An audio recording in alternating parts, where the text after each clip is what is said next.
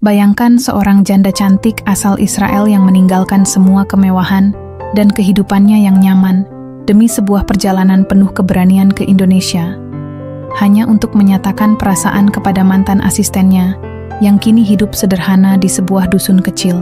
Kisah Angelina dan Adi bukan sekadar tentang cinta yang menembus jarak dan budaya, tapi juga tentang keberanian menghadapi masa lalu, perbedaan agama, dan menemukan arti sejati dari rumah dan kebahagiaan.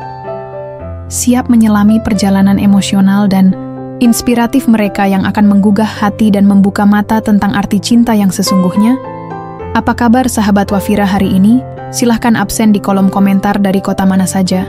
Simak kisahnya sampai akhir agar mengerti inti dari cerita ini. Dan dukung terus channel Wafira Story agar semakin berkembang dengan cara subscribe, like, dan share channel Wafira Story agar tidak ketinggalan cerita-cerita menarik lainnya. Yerusalem, kota tua yang selalu penuh cerita. Dari balik kaca jendela tinggi sebuah penthouse mewah di kawasan Rehavia, berdirilah seorang wanita anggun dengan rambut coklat keemasan terurai sempurna. Namanya Angelina Meyer, janda kaya pemilik butik berlian ternama yang wajahnya sering menghiasi majalah gaya hidup kalangan elit Israel. Meski usia sudah menginjak 40, penampilannya tak kalah menawan dibandingkan wanita muda.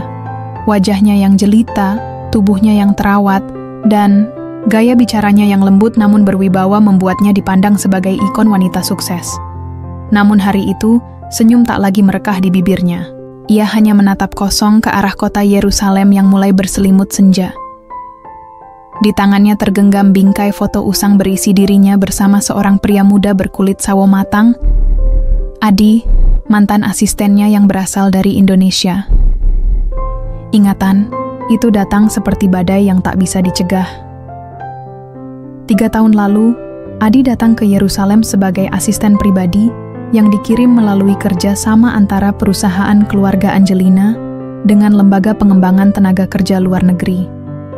Pria itu sopan, pintar, pekerja keras, dan yang paling menonjol, rendah hati. Awalnya, Angelina menganggap Adi hanya seperti karyawan lainnya. Tapi ada sesuatu dalam diri Adi yang berbeda. Ia tidak canggung meski berada di lingkungan elite Yahudi.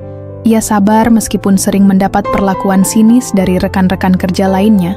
Dan ia tetap menunjukkan adab sopan santun khas Timur yang memikat hati siapapun yang mengenalnya. Termasuk Angelina. Adi sering menyiapkan teh hangat setiap pagi, mengingatkan jadwal meeting, bahkan dengan sigap mengambil mantel Angelina saat hujan tiba-tiba turun.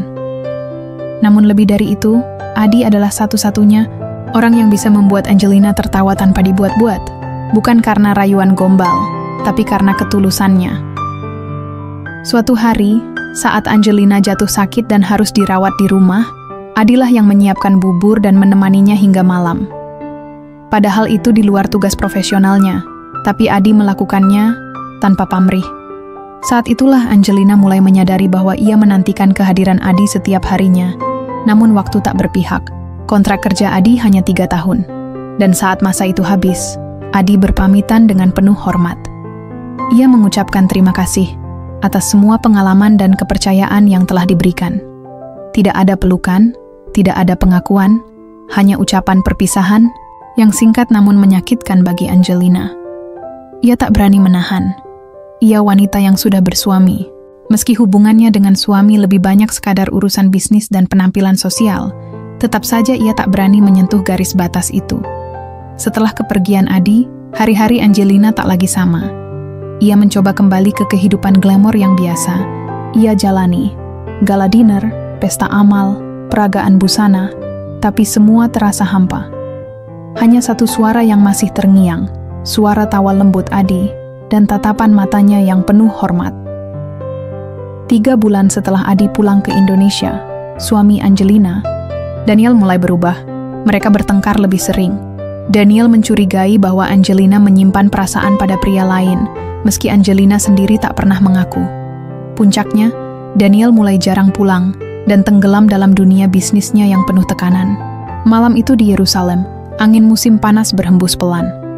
Udara terasa lengket dan langit terlihat jernih tanpa awan. Tapi di balik ketenangan itu, takdir sedang menyiapkan sebuah kejutan yang akan mengubah hidup Angelina Meyer selamanya. Angelina duduk di ruang tengah apartemen mewahnya, mengenakan gaun tidur satin berwarna lembut. Lampu gantung kristal berpendar hangat, memperkuat nuansa elegan dalam ruang yang senyap. Di tangan kirinya, segelas anggur putih yang hanya disentuh bibirnya satu kali.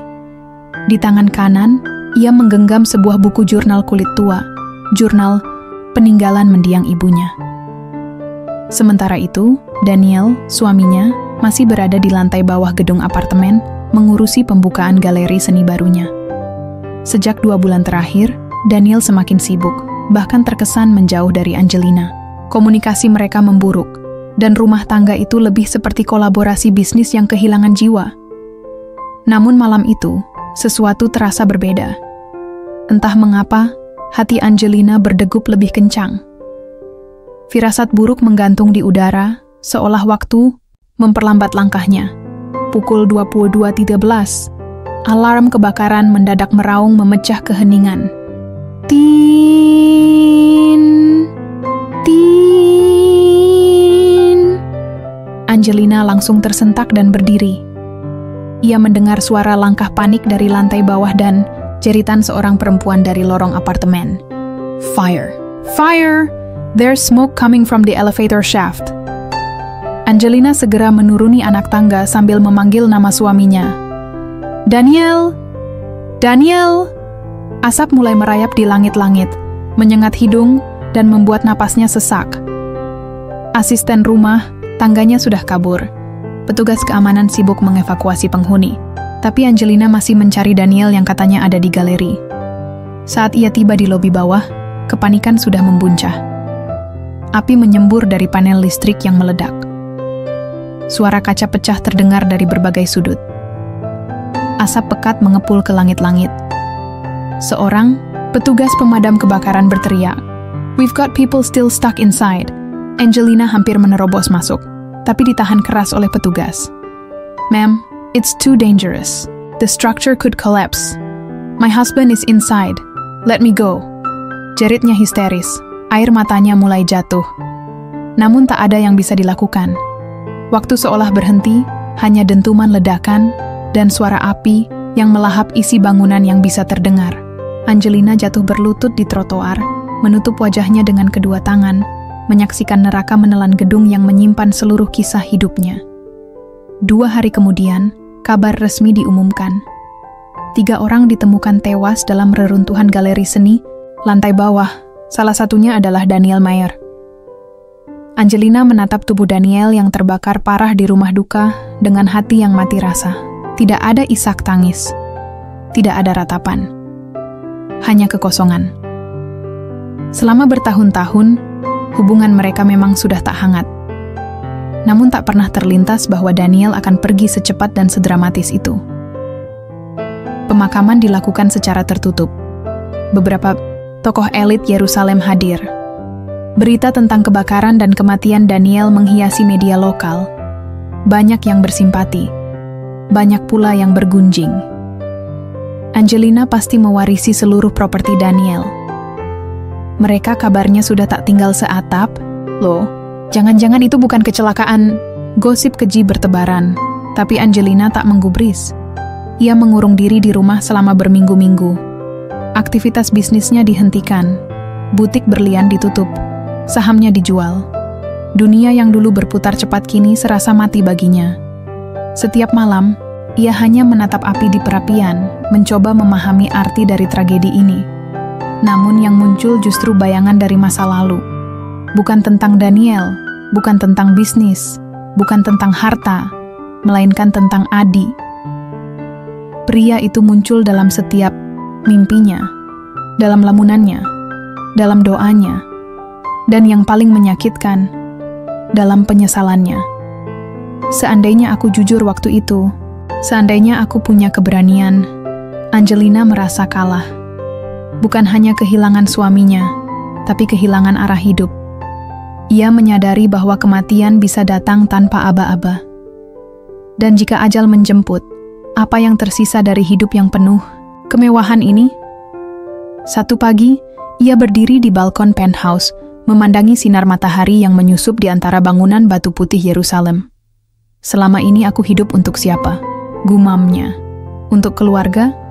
Sudah tercerai-berai. Untuk bisnis? Tak lagi berarti.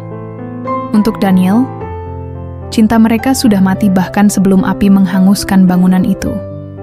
Tapi ada satu hal yang masih hidup dalam dirinya. Penyesalan.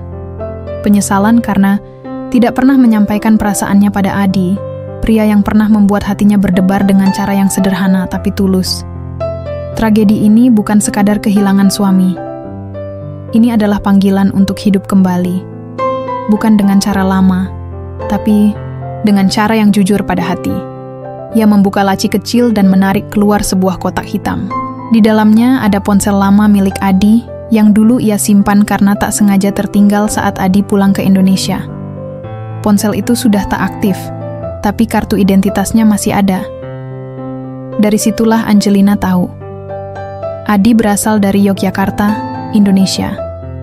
Hatinya berdegup kencang. Kali ini bukan karena duka, tapi karena harapan kecil yang muncul dari reruntuhan hidupnya. Ia menyalakan laptop, mulai mencari semua informasi tentang Yogyakarta. Ia membaca tentang budaya Jawa, tentang keberagaman Indonesia, tentang larangan dan kerumitan bagi warga Israel untuk masuk ke sana. Tapi tekadnya tak surut. Tragedi yang ia alami adalah peringatan keras dari langit. Ia tak ingin mati sebelum pernah mencintai dengan sungguh-sungguh.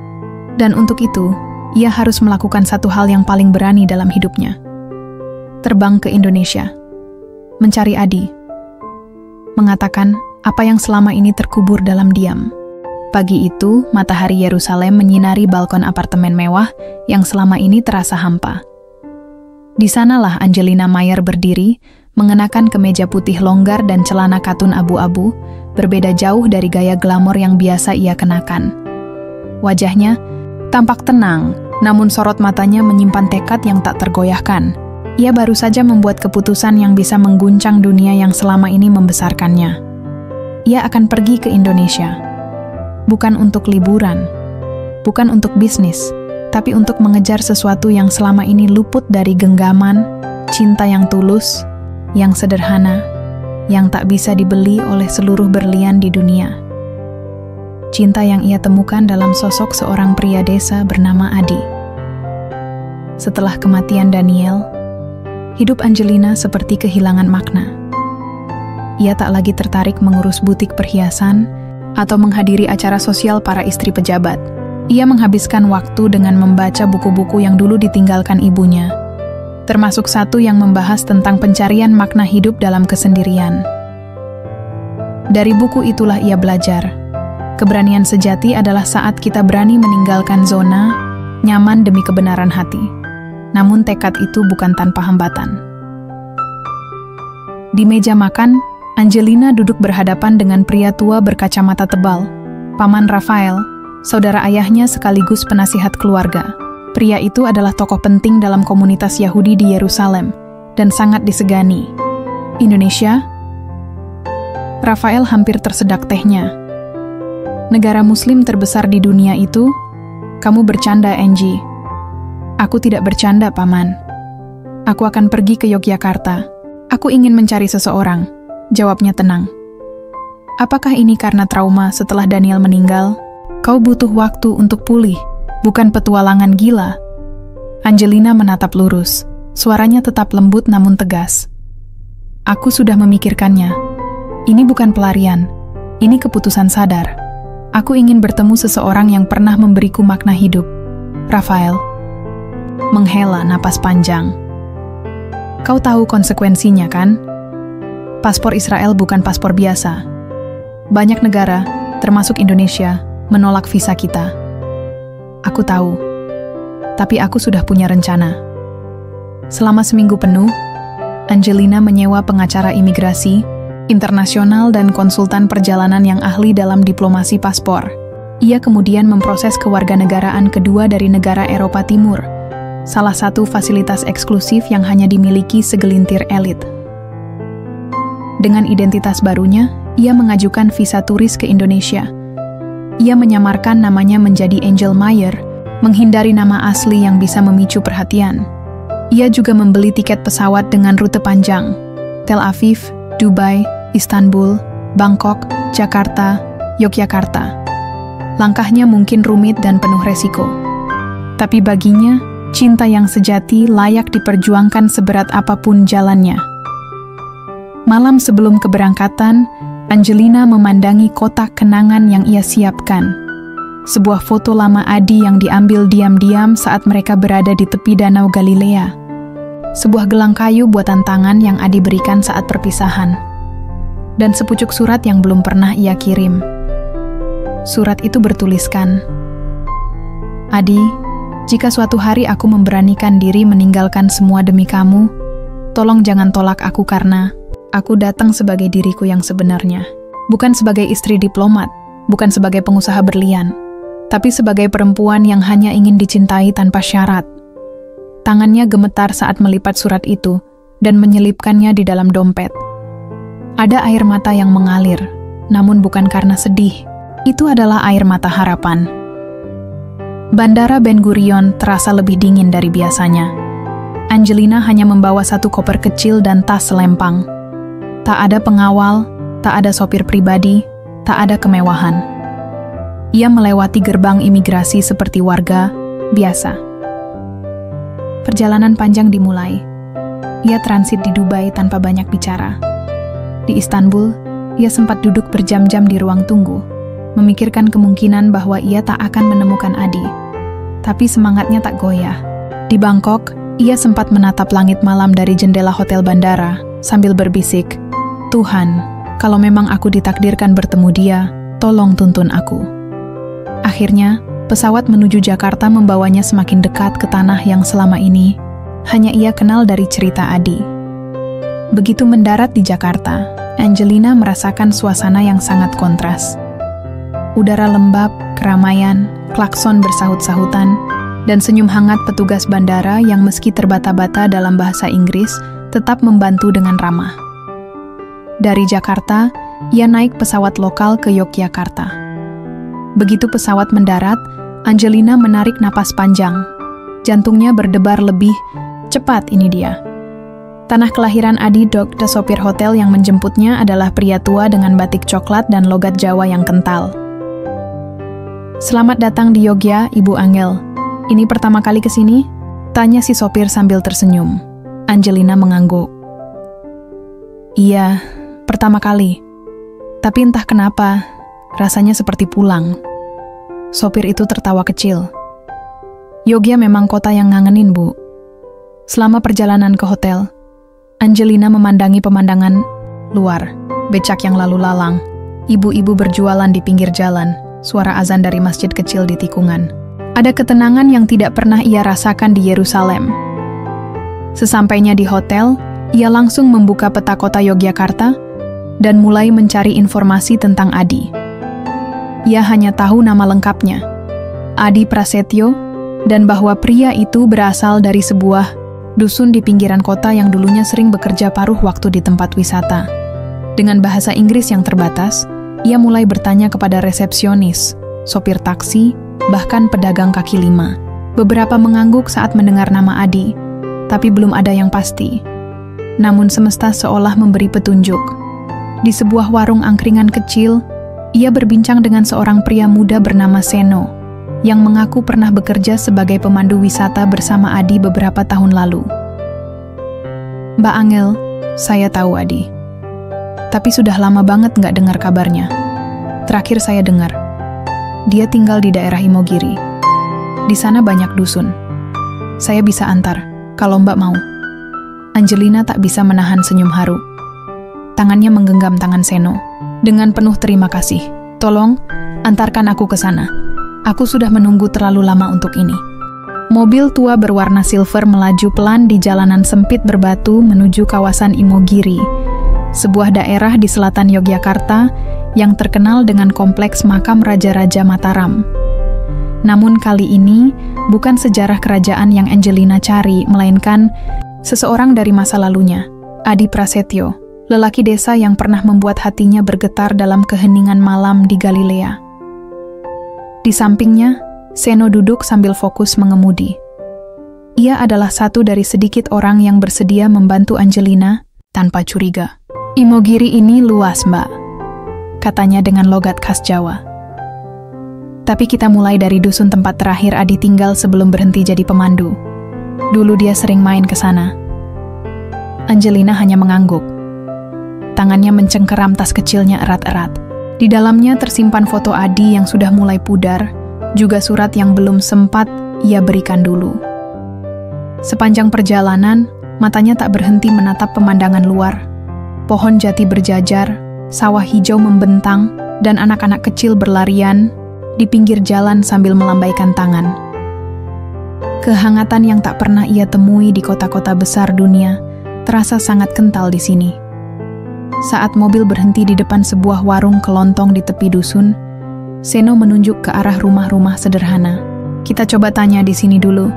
Siapa tahu ada yang tahu keberadaan Adi." Mereka turun dan menghampiri seorang wanita paruh baya yang sedang menyapu halaman. Angelina tersenyum dan memberikan salam yang telah ia pelajari. "Selamat pagi, Bu." Wanita itu menoleh dan membalas ramah. "Loh, bule ya? Wah, selamat pagi juga, Mbak." Angelina melirik ke arah Seno, memberi isyarat agar ia membantu bertanya. Seno segera menyampaikan maksud mereka. "Bu, ini Mbak Angel cari temannya yang namanya Adi Prasetyo. Katanya dulu pernah tinggal atau kerja di sekitar sini. Ibu kenal?" Wajah wanita itu seketika berubah. Ia menatap Angelina lekat-lekat, seolah mengingat sesuatu. "Adi ya? Kalau nggak salah dulu ada anak muda namanya Adi, sering bantuin orang-orang turis di sini. Tapi udah lama nggak kelihatan. Terakhir saya dengar dia pindah ke dusun sebelah. Katanya mau urus kebun warisan orang tuanya." Harapan di dada Angelina kembali menyala. Mereka melanjutkan perjalanan ke dusun sebelah. Di sana, mereka menemui seorang bapak tua yang sedang duduk di teras rumah bambunya, sambil mengisap rokok linting. Seno kembali bertanya, dan kali ini jawaban yang mereka terima membuat jantung Angelina berdetak lebih cepat. "Adi Prasetyo?" Bapak tua itu mengangguk. "Masih sering kelihatan di pasar bawah. Dia sekarang kerja jadi tukang kayu, kadang bikin kursi pesanan orang kota. Tapi rumahnya agak masuk ke dalam, di dekat sungai kecil. Ada pondok kayu, berdiri sendiri." Angelina hampir tak percaya. Air mata menetes pelan tanpa ia sadari. Seno tersenyum. "Mau langsung ke sana, Mbak?" Angelina mengangguk. "Tolong secepatnya." Perjalanan ke pondok Adi bukan hal mudah. Jalanan mulai menyempit, tak bisa lagi dilalui mobil. Mereka harus berjalan kaki melewati jalan setapak, melewati rumpun bambu dan jembatan kecil dari kayu. Udara di sana begitu segar. Aroma tanah basah dan dedaunan menyeruak di hidung. Angelina menggulung lengan bajunya, keringat mulai membasahi pelipis. Tapi langkah kakinya tak goyah. Ia terus berjalan, meski sendalnya mulai terbenam di tanah yang lembab. Dan akhirnya, mereka tiba. Pondok kayu itu sederhana, berdiri di bawah rindang pohon sawo. Dindingnya dari papan, atapnya dari genteng tua. Di depannya, ada bangku kayu yang tampak baru, seperti baru saja selesai dibuat. Di samping pondok, ada tumpukan kayu dan beberapa alat pertukangan. Angelina menatap bangunan itu dengan jantung yang nyaris meledak. Ia melangkah perlahan, hampir tak percaya bahwa di balik dinding sederhana itu, mungkin ada lelaki yang selama ini mengisi mimpi-mimpinya. Namun sebelum ia sempat mengetuk pintu, terdengar suara langkah dari arah belakang rumah. Seorang lelaki keluar dengan memanggul kayu di bahunya. Tubuhnya kurus berisi, wajahnya sedikit tertutup topi dan peluh. Tapi saat ia mendongak, Angelina menahan napas. Itu dia. Wajah itu tak banyak berubah. Matanya masih teduh, hidungnya mancung khas orang Jawa, dan garis-garis kelelahan di wajahnya justru menambah kesan dewasa. Adi menghentikan langkahnya, menatap perempuan asing yang berdiri di halamannya dengan bingung. "Permisi, Mas Adi?" Suara Angelina bergetar. Adi menyipitkan mata, mencoba mengenali sosok perempuan asing berambut pirang yang berdiri di depannya. "Maaf, kita kenal?" Angelina membuka tasnya dengan tangan gemetar, lalu mengeluarkan foto lama dari Danau Galilea. Ia mengangkatnya pelan. Saya, Angel, dari Yerusalem.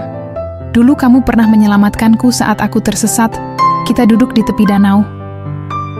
Wajah Adi berubah drastis. Ia tertegun, matanya melebar. Kayu yang ada di bahunya ia jatuhkan perlahan. Tangannya terangkat ke mulut, seperti mencoba menyadarkan diri bahwa ini bukan mimpi.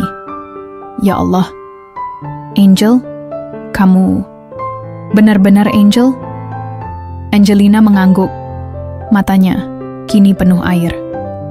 Aku mencari kamu, Adi. Aku datang jauh-jauh, karena aku belum selesai mencintaimu. Keheningan menyelimuti mereka. Seno yang sedari tadi diam, mundur perlahan memberi ruang. Adi mendekat, langkahnya masih ragu, tapi wajahnya kini penuh haru. Kenapa kamu datang ke sini? Kamu sudah punya segalanya di sana. Angelina menggeleng pelan. Segalanya, kecuali kamu. Hari itu, di bawah langit Imogiri yang mulai mendung, dua hati yang pernah terpisah ribuan kilometer kembali bertemu. Tak ada pelukan, tak ada ciuman dramatis. Hanya tatapan panjang, penuh rindu dan kehangatan yang tak bisa diungkapkan dengan kata-kata. Namun di balik pertemuan itu, ada pertanyaan besar yang belum terjawab. Masih ada masa lalu yang harus dibicarakan, luka yang mungkin belum sembuh, dan masa depan yang belum tentu mulus. Tapi satu hal pasti, cinta yang mereka miliki belum mati.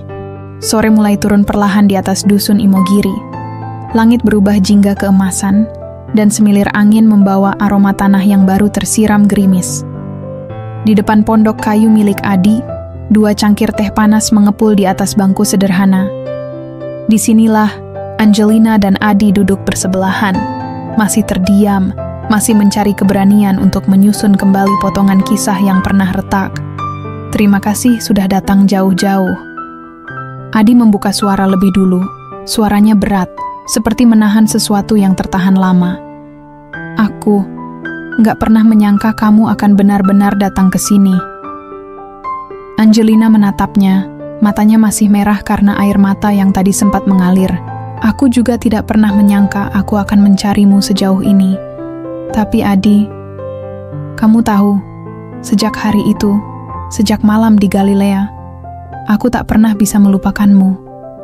Adi mengangguk pelan, tangannya yang kasar meremas cangkir teh. Hari itu, aku pun merasa aneh. Sejak pertama kali melihatmu berdiri bingung di tepi jalan, ada sesuatu yang menyentuh hatiku. Tapi aku sadar, kamu dari dunia yang berbeda. Aku cuman orang desa, mana mungkin. Jangan katakan itu, potong Angelina lembut.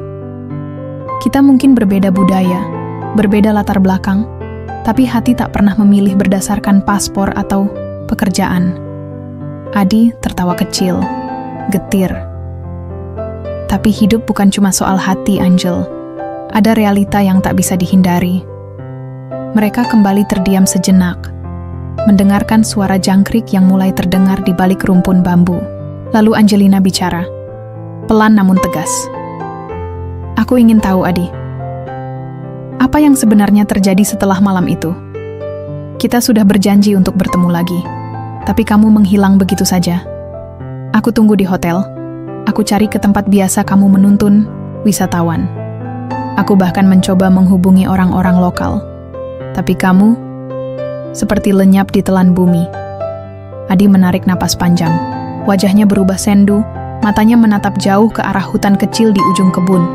Aku ingin menjelaskan, tapi waktu itu aku tidak bisa. Ia bangkit perlahan dari bangku, berjalan ke tumpukan kayu, lalu kembali dengan membawa sebuah bingkai foto kecil. Ia menyerahkannya pada Angelina. Angelina menatap foto itu. Seorang wanita tua tersenyum di kursi roda, dan di sampingnya berdiri Adi, lebih muda, dengan senyum sederhana yang tak pernah berubah. Ibu, kata Adi lirih. Hari setelah malam itu, ibu sakit keras, stroke. Aku harus pulang ke kampung, dan hidupku berubah total, semua simpanan habis untuk biaya pengobatan. Aku tak sempat mengabari siapapun, apalagi kamu. Angelina menutup mulutnya, terkejut dan sedih. Oh, Adi, aku tak tahu. Tak ada yang tahu. Adi mengangguk. Dan aku memilih untuk menjauh. Aku pikir, mungkin memang lebih baik begitu. Kamu punya masa depan yang cerah, sedangkan aku kembali ke desa, jadi tukang kayu, hidup dari kebun kecil peninggalan bapak. Tapi kamu salah satu alasan aku bisa kuat waktu itu, Adi. Suara Angelina bergetar. Waktu ayahku meninggal tak lama setelah aku kembali ke Eropa, aku hancur. Tapi kenangan tentangmu, tentang malam itu, menjadi penghiburku. Adi menatapnya, matanya pun mulai berkaca-kaca. Aku minta maaf, Angel. Maaf sudah meninggalkanmu tanpa kabar. Aku hanya takut mengecewakanmu. Aku pikir, jika aku menghilang, kamu bisa melanjutkan hidup dengan lebih mudah. Angelina menggeleng. Yang terjadi justru sebaliknya. Kamu meninggalkan luka. Luka yang hanya bisa sembuh kalau aku tahu alasannya. Dan sekarang aku tahu. Lalu, dalam keheningan yang menyelimuti, Adi mengulurkan tangan, menggenggam tangan Angelina yang dingin. Tak ada kata-kata, hanya genggaman itu yang cukup untuk mengatakan bahwa luka lama perlahan mulai dijahit. Angel, Adi berbicara lagi, nadanya berubah serius. Kamu sudah menemukan aku, tapi lalu apa? Kamu akan tinggal atau pergi lagi? Pertanyaan itu seperti anak panah yang menembus langsung ke hati Angelina. Ia menunduk, memikirkan jawabannya dengan berat. Aku tak tahu, Adi. Tapi aku tahu satu hal. Aku tidak mau kehilanganmu lagi. Aku ingin mencoba, memberi kesempatan untuk cinta ini. Adi mengangguk pelan. Tapi hidup di sini tidak mudah, Angel. Tidak ada hotel mewah, tidak ada restoran bintang 5, listrik kadang mati, sinyal pun susah. Kamu yakin bisa hidup seperti itu? Angelina tersenyum tipis. Aku sudah mencicipi semua kemewahan itu, Adi. Tapi rasanya tetap hampa. Mungkin kebahagiaan tidak terletak di sana. Mungkin justru di sini. Adi tertawa lirih. Kamu memang gila. Gila karena cinta, jawab Angelina sambil tersenyum. Malam pun tiba, dan bintang-bintang mulai bermunculan di langit. Di dalam pondok kayu, cahaya lampu minyak temaram menyinari wajah dua insan yang duduk berdampingan, menatap masa depan yang masih penuh misteri, tapi kini telah memiliki harapan. Mereka tahu perjalanan ini tidak akan mudah. Akan ada perbedaan budaya, tantangan sosial, bahkan cemoohan dari mereka yang tidak mengerti. Tapi luka lama yang telah mereka buka bersama hari itu menjadi awal dari sebuah penyembuhan. Dan harapan baru tumbuh dari keyakinan bahwa cinta sejati akan selalu menemukan jalannya, meski harus menempuh hutan, bukit, dan lautan untuk sampai. Pagi di dusun Imogiri selalu dimulai dengan irama alami. Kokok ayam bersahut-sahutan, suara sapi dari kandang belakang, dan semilir angin pagi yang membawa wangi daun pisang basah. Namun pagi ini sedikit berbeda. Ada wajah baru di antara aktivitas desa. Angelina, perempuan Eropa, berambut pirang yang kini menapaki tanah berbatu di halaman belakang rumah Adi dengan langkah berhati-hati. Dia mengenakan kebaya sederhana yang dipinjamkan oleh Ibu Sarti, tetangga sebelah. Rambutnya diikat ke belakang dan wajahnya tanpa riasan, hanya senyum kecil yang terpancar dari keikhlasan. Pagi, Angel, sapa Bu Sarti yang sedang menjemur pakaian. Sudah bangun pagi ya, cocok jadi orang desa. Angelina tersenyum ramah, walau belum memahami seluruh kalimat. Ia hanya menangkap kata pagi dan intonasi hangat yang membuatnya merasa diterima. Pagi, Bu Sarti, jawabnya dengan logat aneh, tapi cukup jelas. Dari kejauhan, Adi melihat pemandangan itu sambil membawa 2 gelas teh tubruk. Hatinya hangat. Melihat Angelina mencoba menyatu dengan lingkungan barunya membuatnya takjub. Tak banyak orang asing yang sanggup bertahan lebih dari sehari di dusun yang sunyi ini. Tapi Angelina terlihat berbeda. Ia mencoba, dan itu yang paling penting. Mau bantu aku di kebun belakang? Tanya Adi sambil menyodorkan teh. Angelina menerima gelas itu dan mengangguk semangat. Ayo, aku belajar jadi petani sekarang, ya? Mereka tertawa kecil, lalu berjalan menuju kebun kecil di belakang rumah. Di sana tumbuh berbagai tanaman, dari bayam, singkong, hingga pohon pisang. Angelina belajar cara mencabut rumput liar, memupuk dengan pupuk kandang, dan bahkan mencoba memanen beberapa ubi. Tentu saja, tidak semuanya berjalan lancar. Ia terpeleset 2 kali. Jarinya terkena duri, dan sepatunya penuh lumpur. Tapi ia tak mengeluh sedikit pun. Bahkan ia tertawa ketika jatuh, membuat Adi geleng-geleng kepala. Kamu beneran bule paling nekat yang pernah aku temui, kata Adi, sambil membersihkan lumpur di siku Angelina. Karena aku bukan turis lagi, Adi, jawab Angelina serius. Aku ingin hidup di sini, bersamamu. Kata-kata itu membuat Adi terdiam. Hatinya berkecamuk, antara bahagia dan khawatir. Ia tahu cinta, mereka bukan hanya tentang 2 hati yang saling menyatu, tapi juga tentang 2 dunia yang begitu berbeda. Hari demi hari berlalu, Angelina mulai terbiasa dengan ritme desa. Ia belajar menanak nasi di atas tungku, mencuci baju di sungai, bahkan mulai berbicara sedikit demi sedikit dalam bahasa Jawa. Anak-anak kecil menyukainya, terutama karena Angelina suka membagikan permen dan bercerita tentang salju dan menara Eiffel. Namun, tak semua orang senang dengan kehadiran Angelina. Ndak cocok itu, Di, kata Pak Raji, seorang tetua desa, saat bertemu Adi di pos ronda. Perempuan bule, hidup di desa, apa kamu pikir gampang? Adi menunduk. Ia tahu komentar seperti ini pasti datang. Dia sudah berusaha menyesuaikan diri, Pak. Jawabnya pelan. Saya juga pelan-pelan ajari dia semua. Bukan cuma soal menyesuaikan diri. Orang-orang akan mulai membicarakan kalian. Gak enak kalau jadi bahan omongan. Biarkan saja, Pak. Selama kami tidak merugikan siapapun. Pak Raji menghela napas panjang. Kamu tahu aku cuma khawatir. Dunia dia terlalu luas, Di. Jangan sampai kamu yang patah hati nanti. Kata-kata itu menancap tajam, tapi Adi hanya mengangguk pelan. Ia tahu, ia harus membuktikan bukan lewat kata-kata, tapi lewat waktu dan komitmen. Suatu sore, saat mereka sedang duduk di beranda, Angelina bertanya dengan nada lembut. Adi, bagaimana kalau aku ajarkan bahasa Inggris ke anak-anak di sini? Adi menatapnya kaget sekaligus kagum. Serius? Angelina mengangguk. Aku ingin berkontribusi. Aku punya waktu, dan anak-anak tampaknya tertarik. Aku bisa mulai dari dasar, angka, huruf, percakapan sederhana. Adi tersenyum lebar. Aku akan bantu siapkan tempatnya. Mungkin di balai desa. Hari berikutnya, rencana itu langsung dijalankan. Dengan izin kepala dusun, balai desa dibersihkan dan disulap menjadi kelas sore. Angelina menulis alfabet besar-besar di papan tulis, dan anak-anak desa datang dengan antusias. Mereka menyebut Angelina dengan panggilan Miss Angel, dan tertawa setiap kali ia mengucapkan kata dalam logat Jawa yang kaku. Para ibu mulai berdatangan melihat kegiatan itu.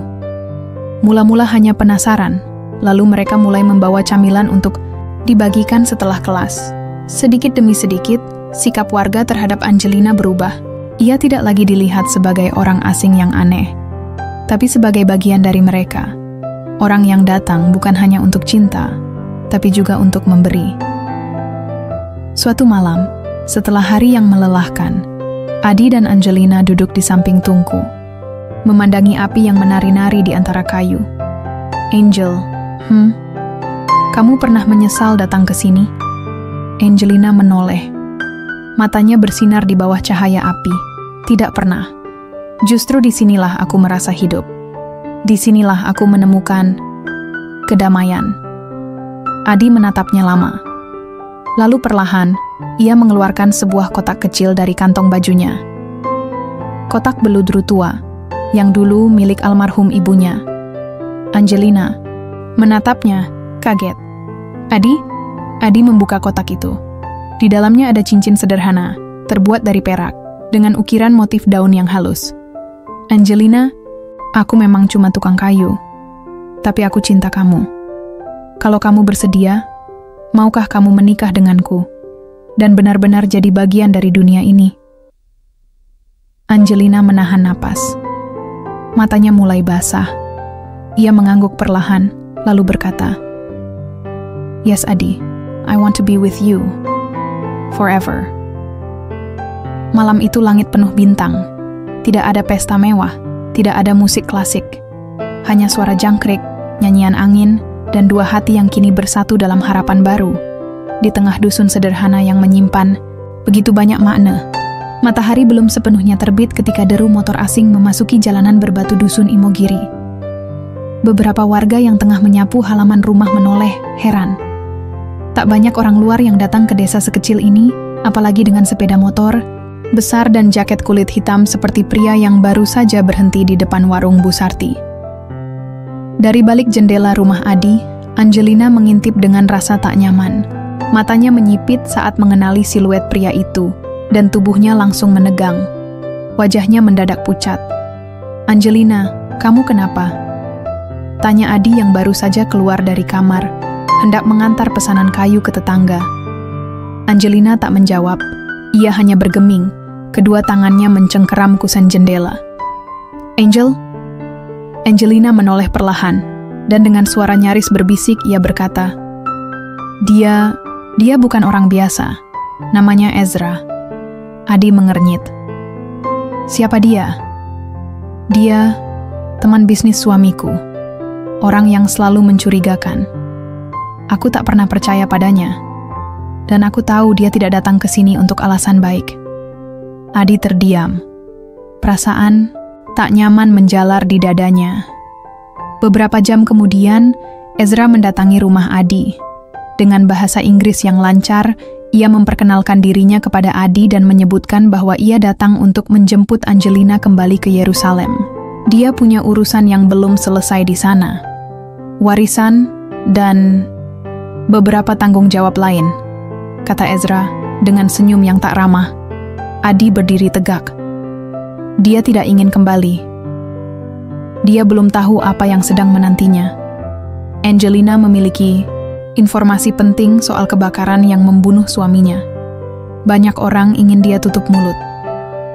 Angelina, yang mendengar percakapan itu dari dalam rumah, keluar dengan wajah tegas. "Aku tidak akan ikut denganmu, Ezra. Aku sudah selesai dengan masa lalu. Dan aku tahu siapa yang sebenarnya menyebabkan kebakaran itu." Tatapan Ezra mengeras. "Hati-hati dengan ucapanmu, Angel. Kamu pikir kamu aman di sini, di desa terpencil seperti ini?" "Justru di sinilah aku merasa paling aman," jawab Angelina mantap. "Di sini aku menemukan kehidupan yang sebenarnya." Ezra mendekat, suaranya merendah tapi penuh ancaman. "Kalau kamu tidak ikut sekarang, kamu akan membahayakan orang yang kamu cintai." Adi melangkah maju, berdiri di antara mereka. "Jangan coba-coba mengancam dia atau siapapun di sini. Kamu bukan siapa-siapa di negeri ini." Ezra menatap tajam, lalu berbalik pergi. Tapi sebelum naik ke motornya, ia meninggalkan pesan singkat, "Kamu akan menyesal, Angelina. Aku akan kembali." Hari-hari berikutnya menjadi penuh kecemasan. Adi mulai menyadari bahwa hubungan mereka tidak hanya diuji oleh budaya dan kepercayaan, tapi juga oleh bahaya yang nyata dari masa lalu Angelina. Ia mulai lebih waspada. Setiap suara asing di malam hari membuatnya terjaga. Ia bahkan membuatkan kunci tambahan untuk semua pintu rumah dan menyimpan kayu besi panjang di bawah ranjang. Namun di balik ketegangan itu, cinta mereka semakin kuat. Setiap malam, mereka duduk berdampingan di bawah langit desa yang hening.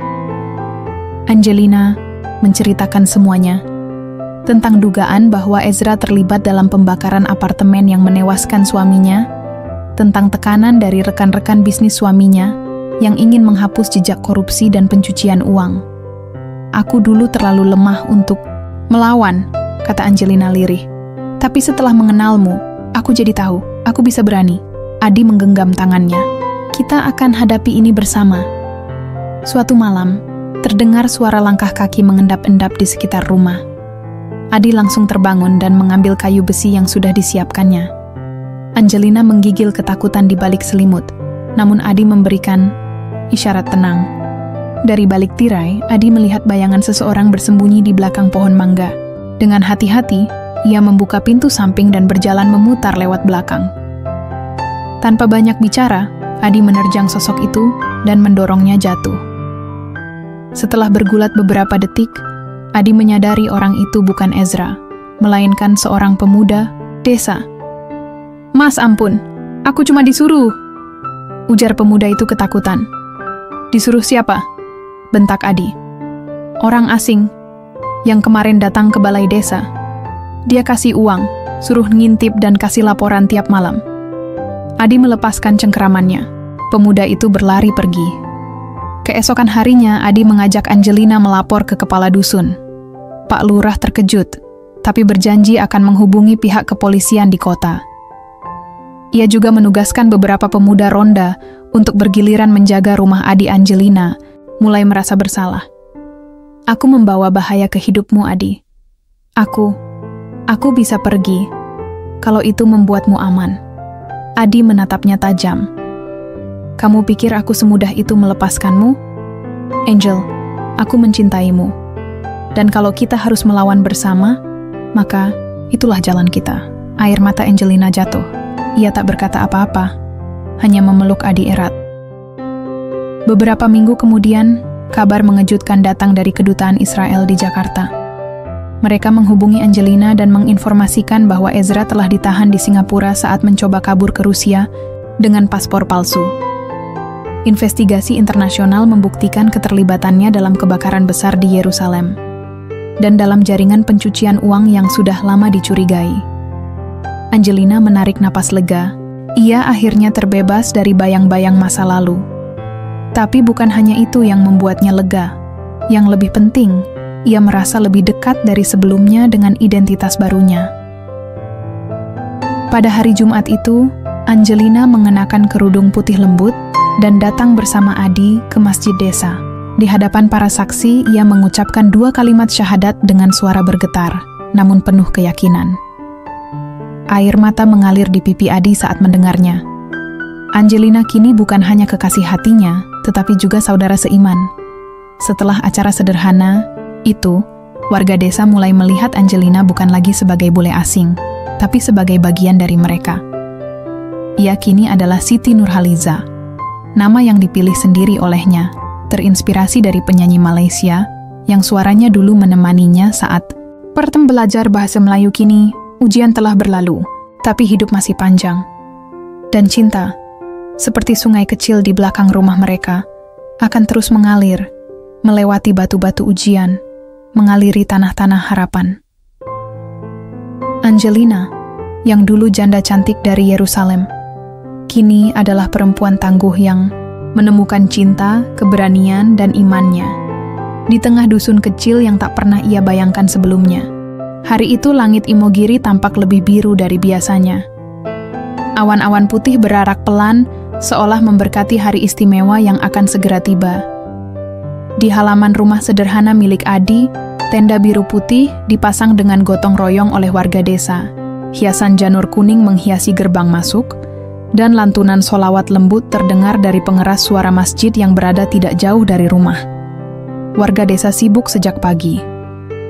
Para ibu memasak di dapur umum, menyiapkan nasi liwet dan ayam ingkung, sementara para bapak memotong kayu, memasang lampu hias, dan menata kursi-kursi plastik yang dipinjam dari balai desa. Semua orang tampak antusias, walau sempat ada bisik-bisik ketika Adi mengumumkan bahwa ia akan menikahi seorang mualaf, seorang janda cantik asal Israel. Namun hari ini, tidak ada lagi ragu. Angelina, yang kini dikenal sebagai Siti Nurhaliza, telah menjadi bagian dari mereka. Ia menyapa warga dengan senyum tulus, memakai kebaya putih dan kain batik tradisional dengan anggun. Kerudungnya sederhana, tapi justru memancarkan keanggunan yang membuat para ibu terharu dan para gadis muda berdecak kagum. Cantiknya, seperti putri keraton, bisik Bu Sarti sambil mengusap air mata. Adi berdiri di samping Angelina, memakai beskap coklat dan blangkon. Ia tampak gugup, tapi senyum tak pernah lepas dari wajahnya. Hari ini adalah hari yang selama ini ia pikir hanya akan menjadi mimpi. Pernikahan itu menjadi sorotan.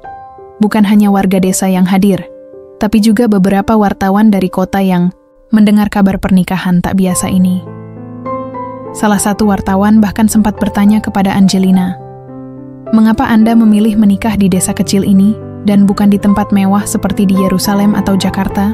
Angelina tersenyum dan menjawab dengan bahasa Indonesia yang terbata, namun jelas, "Karena disinilah saya menemukan ketulusan. Cinta saya bukan tentang pesta megah, tapi tentang rumah yang membuat hati saya tenang. Dan rumah saya adalah Adi." Jawaban itu membuat warga bertepuk tangan. Bahkan Pak Lurah yang biasanya kaku, terlihat meneteskan air mata saat menyampaikan sambutan singkat sebelum akad nikah dimulai. Prosesi akad nikah dilakukan sederhana namun khidmat. Seorang penghulu dari kantor urusan agama datang memimpin prosesi. Angelina duduk bersila, diapit oleh dua saksi dari kalangan tokoh masyarakat desa. Wajahnya tegang, namun matanya bersinar. Ia mengulangi ikrar pernikahan dengan suara pelan tapi mantap disambut takbir oleh seluruh hadirin. Adi menggenggam tangannya setelah ijab kabul selesai. Di wajahnya terpancar ketenangan. Ia tak pernah membayangkan seorang janda asal Israel yang dulu hanya dia kagumi dari kejauhan, kini duduk di sampingnya sebagai istri sah. "Mulai hari ini, kamu tidak sendirian lagi, Angel," bisik Adi sambil menatap mata istrinya. "Aku akan selalu bersamamu." Namun di balik kebahagiaan itu, muncul percikan ujian. Tidak semua warga menerima sepenuhnya kehadiran Angelina. Beberapa ibu-ibu masih berbisik, menyaksikan ketulusan Angelina. "Bagaimana kalau nanti dia pulang ke negerinya dan meninggalkan Adi?" kata salah satu dari mereka saat di dapur umum. Berita pernikahan mereka juga menyebar di media sosial. Di forum-forum diskusi agama dan budaya, pernikahan lintas bangsa ini menjadi bahan perdebatan.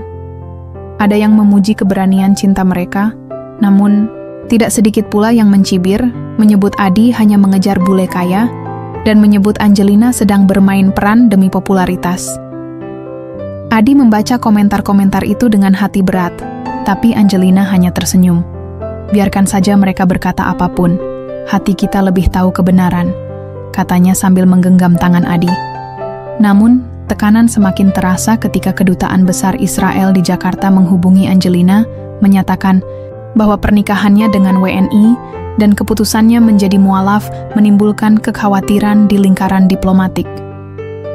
"Kamu bisa kehilangan hak warisan, Angel," kata seorang pejabat melalui telepon. "Aku sudah kehilangan suami, negara, dan masa lalu. Apa lagi yang perlu aku takutkan? Yang aku pilih sekarang bukan warisan, tapi masa depan," jawab Angelina tegas. Setelah pernikahan, kehidupan pasangan itu kembali sederhana. Mereka tak pindah ke kota atau tinggal di rumah besar. Angelina memilih tetap di desa, belajar bercocok tanam, memasak makanan lokal, dan mengajar bahasa Inggris untuk anak-anak di mushola. Ia bahkan mengajukan izin ke Dinas Pendidikan untuk membuat kelas informal gratis bagi anak-anak desa yang ingin belajar komputer dan bahasa asing. Adi pun menyisihkan sebagian dari tabungan mereka untuk membeli beberapa unit laptop bekas. Warga mulai melihat kesungguhan Angelina. Dari hari ke hari, pandangan sinis berubah menjadi pujian. Bahkan para ibu yang dulu mencibir kini mulai memanggilnya dengan panggilan Mbak Angel dan suka meminta saran memasak makanan barat. Di malam hari, di bawah langit penuh bintang, Adi dan Angelina duduk di bangku bambu di depan rumah. "Kamu tahu," kata Angelina, "aku datang ke sini karena ingin menemukan cinta sejati. Tapi ternyata, aku juga menemukan jati diriku." Adi memeluknya dari samping. "Dan kamu telah mengubah hidupku, Angel. Aku yang dulu hanya tukang kebun dan asisten pribadi, kini punya alasan hidup yang lebih besar." Angelina menyandarkan kepala di pundak suaminya. "Kita mungkin berasal dari dua dunia berbeda, tapi aku percaya dua dunia bisa bertemu jika keduanya punya tujuan yang sama." Adi tersenyum. "Dan tujuan itu adalah saling mencintai dan saling menguatkan." Namun jauh di luar sana, dunia tak pernah berhenti berputar. Sementara cinta mereka berkembang di sudut kecil bumi bernama Imogiri, masih banyak tantangan menanti. Tapi keduanya tahu, selama mereka berjalan berdua, mereka tak akan pernah goyah. Karena di antara dua dunia, telah tumbuh cinta yang lebih kuat dari sekadar perbedaan. Cinta yang dilahirkan dari keberanian, keikhlasan, dan doa yang tak pernah putus. Dan di desa kecil yang dulu tak dikenal siapapun itu, cinta dua insan dari dua benua kini telah menjadi legenda yang diceritakan di setiap sudut warung dan mushola. Hari-hari selepas pernikahan Angelina dan Adi di dusun kecil Imogiri berjalan damai. Angelina, atau yang kini lebih sering disapa Mbak Angel, telah menjadi bagian dari kehidupan warga desa. Ia mengajar anak-anak membaca dalam bahasa Inggris, membantu para ibu memasak untuk pengajian, dan sesekali mendampingi Adi ke sawah atau ke pasar. Namun, ketenangan itu tak berlangsung lama. Suatu pagi, ketika Adi sedang menyapu halaman dan Angelina sedang menjemur pakaian, seorang pemuda datang terburu-buru dari arah gang kecil sambil memegang ponsel. "Mas Adi, Mbak Angel, kalian masuk TV, masuk berita internasional." Adi mengerutkan kening. "Berita apa?" Pemuda itu menunjukkan layar ponselnya. Di situ terpampang judul berita dalam bahasa Inggris, "From Israel to Indonesia. Widow comforts and marries former assistant in remote village." Wajah Angelina tampak terpampang jelas, mengenakan kebaya pengantin dengan senyum teduh di samping Adi. Artikel itu berasal dari situs berita Inggris yang cukup terkenal, dan dalam waktu singkat telah dibagikan ribuan kali di media sosial. Berita itu menyebar seperti api. Tak hanya media barat, tapi juga media Timur Tengah, Asia Tenggara, hingga stasiun berita nasional mulai meliput kisah mereka. Wartawan berdatangan ke desa. Mobil-mobil besar dengan logo stasiun TV parkir di pinggir jalan tanah, membuat anak-anak desa terperangah. Angelina dan Adi mendadak jadi pusat perhatian. Wawancara demi wawancara, mereka hadapi dengan sabar. Mereka menjawab semua pertanyaan, dari yang ringan hingga sensitif. Kenapa memilih tinggal di desa, bukan di kota besar? Apakah ini bentuk pemberontakan terhadap masa lalu Anda di Israel? Bagaimana Anda menjalani hidup sebagai mu'alaf di negara dengan budaya dan agama berbeda? Angelina menjawab semua dengan senyum. "Saya datang bukan untuk pemberontakan, tapi untuk cinta. Saya tinggal di sini bukan karena terpaksa, tapi karena hati saya tenang di sini." Dan tentang menjadi Muslim, itu adalah perjalanan yang saya tempuh dengan sepenuh hati, bukan karena siapapun. Namun, ketenaran itu membawa konsekuensi. Komentar-komentar di internet tidak semuanya baik. Di Twitter, muncul tagar-tagar kontroversial seperti "Another fake conversion" dan "Don't go publicity marriage." Beberapa akun menyebut pernikahan mereka sebagai drama demi viralitas. Ada pula yang menyebut Adi sebagai pria haus harta dan menikahi bule demi kemewahan. Adi yang awalnya tidak peduli, mulai merasa berat. Ia takut hal-hal ini akan menyakiti Angelina. "Terlalu banyak mata yang memandang kita, Angel. Aku takut kamu terluka." Angelina hanya menatapnya lembut. "Aku sudah lebih terluka ketika kehilangan suamiku dalam kebakaran itu, Adi. Setelah semua yang kulalui, komentar orang bukan lagi sesuatu yang membuatku gentar. Lagi pula, selama kamu masih di sisiku, aku baik-baik saja." Sementara itu, tekanan datang dari luar negeri. Salah satu organisasi Yahudi Ortodoks di Israel mengirimkan surat terbuka yang mengecam Angelina karena berpindah agama dan menikahi pria Muslim dari negara lain. Surat itu menyebutnya sebagai pengkhianat identitas dan menyarankan agar hak waris dan perlindungan hukum dicabut darinya. Kedutaan Israel di Jakarta bahkan secara tidak langsung memberi sinyal bahwa hubungan diplomatik mereka dengan Indonesia, yang sudah rapuh, bisa semakin rumit bila isu Angelina terus dikaitkan dengan sentimen agama. Angelina membaca surat-surat itu dengan kepala tegak. "Aku tidak lagi hidup dalam bayang-bayang negara atau adat. Aku hidup dalam kebenaran yang kutemukan sendiri. Mereka boleh menganggapku pengkhianat, tapi aku merasa akhirnya menjadi diriku sendiri." Adi memeluknya. "Kamu wanita paling kuat yang pernah aku kenal." Namun, di tengah badai sorotan dunia, muncul dukungan yang mengejutkan. Beberapa tokoh Islam dari Indonesia menyatakan salut atas keputusan Angelina yang dengan tulus memeluk Islam dan berbaur dengan masyarakat lokal. Bahkan seorang dai terkenal mengundang mereka hadir dalam program TV dakwah nasional. Ini bukan hanya kisah cinta, tapi juga kisah hidayah dan keberanian. Kita harus sambut saudari kita, bukan menghakimi, ujar sang ustaz dalam siaran televisi. Dukungan itu mengalir hingga ke komunitas internasional. Sejumlah netizen dari berbagai negara menuliskan pesan-pesan positif. True love conquers all. Respect to Angelina for following her heart and faith. We need more stories like this. Namun semua perhatian itu membuat desa kewalahan. Warga mulai merasa risih karena wartawan datang tanpa henti, membuat kegiatan sehari-hari terganggu. Anak-anak malu karena terus difoto, dan ibu-ibu merasa tak nyaman jika disorot kamera saat menumbuk cabai atau menjemur pakaian. Pak Lurah akhirnya memanggil Adi dan Angelina. Mas Adi, Mbak Angel, maaf, bukan kami tidak senang. Tapi desa ini mulai tidak tenang. Mungkin perlu batasan. Kami ingin melindungi kalian juga. Adi mengangguk.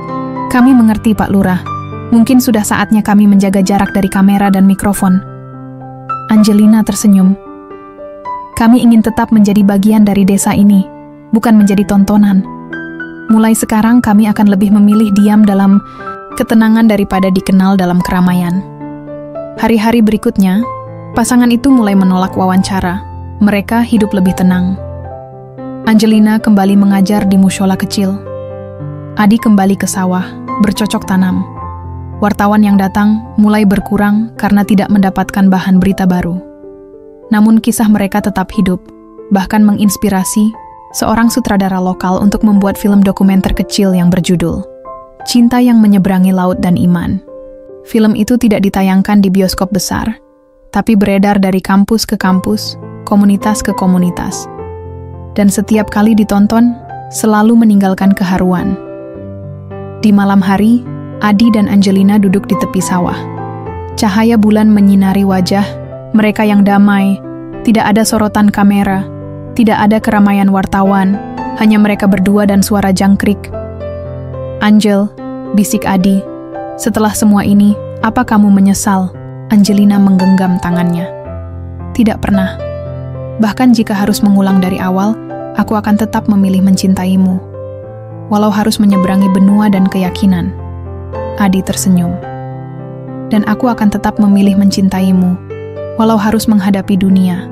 Setelah hiruk-pikuk berita dan perhatian dunia mereda, Angelina dan Adi kembali ke kehidupan yang sederhana dan tenang di dusun kecil Imogiri.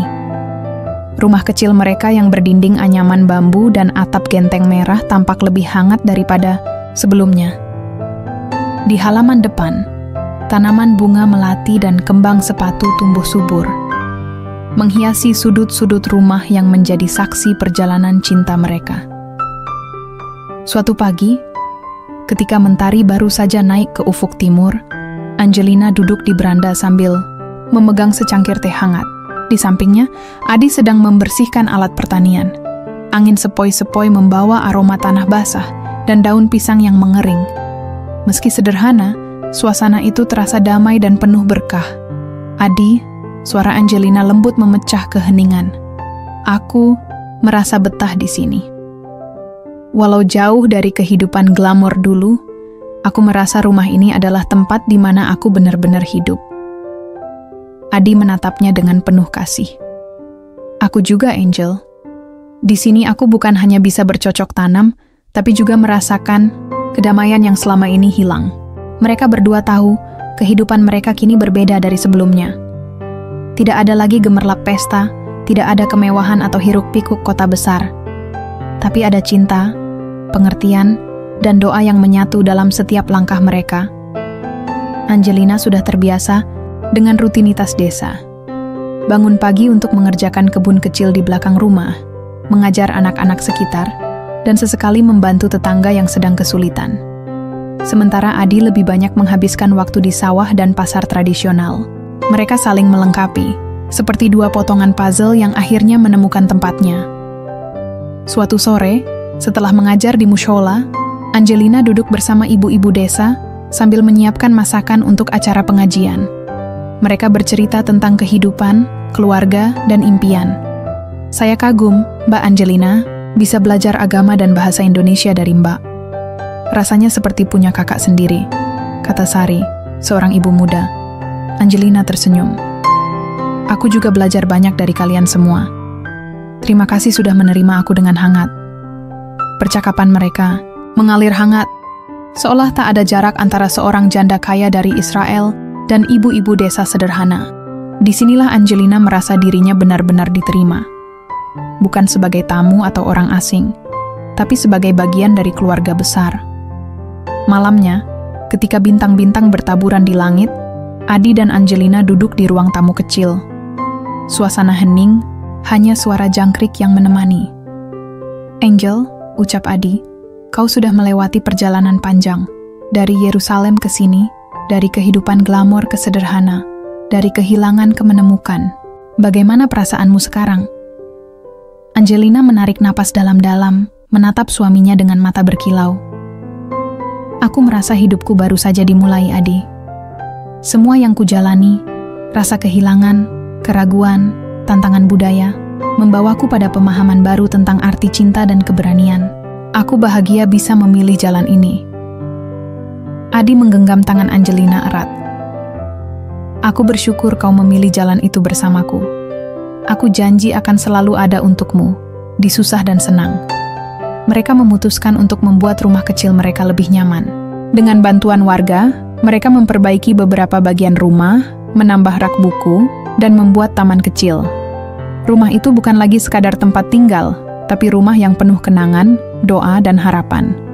Angelina juga mulai menulis jurnal harian tentang perjalanan hidupnya. Ia ingin suatu hari nanti, jika ada orang yang membaca kisahnya, mereka bisa tahu bahwa cinta itu mampu mengubah segalanya, bahkan jarak, agama, dan budaya sekalipun. Suatu pagi, ketika Angelina dan Adi sedang berjalan di pasar tradisional, seorang anak kecil berlari mendekat. Mbak Engel, aku mau belajar bahasa Inggris, serunya penuh semangat. Angelina tersenyum lebar. Tentu nak, mari kita belajar bersama. Momen kecil itu membuat Angelina sadar bahwa hidup baru mereka bukan hanya tentang diri mereka, tapi juga tentang memberi manfaat dan inspirasi bagi orang lain. Malam itu, sebelum tidur Angelina membuka Al-Quran yang kini selalu ada di samping tempat tidurnya. Ia membaca dengan suara lirih, meresapi setiap ayat yang membawa ketenangan hati. Adi duduk di sampingnya, mengusap lembut rambut istrinya. Semoga kita selalu diberi kekuatan untuk menjalani hidup bersama. Doa Adi dan Angelina. Mengangguk, amin. Hari demi hari berlalu. Meski tidak mudah, mereka menghadapi semua dengan iman dan cinta.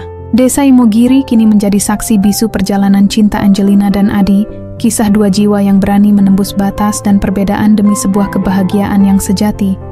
Kisah Angelina dan Adi bukan hanya tentang seorang janda kaya yang rela meninggalkan segala kemewahan demi cinta, tapi juga tentang keberanian memilih jalan hati, keikhlasan menerima perbedaan, dan kekuatan doa dalam membangun kehidupan baru. Rumah kecil mereka di tengah dusun bukan sekadar bangunan, tapi simbol dari perjalanan panjang menemukan cinta, iman, dan kedamaian sejati.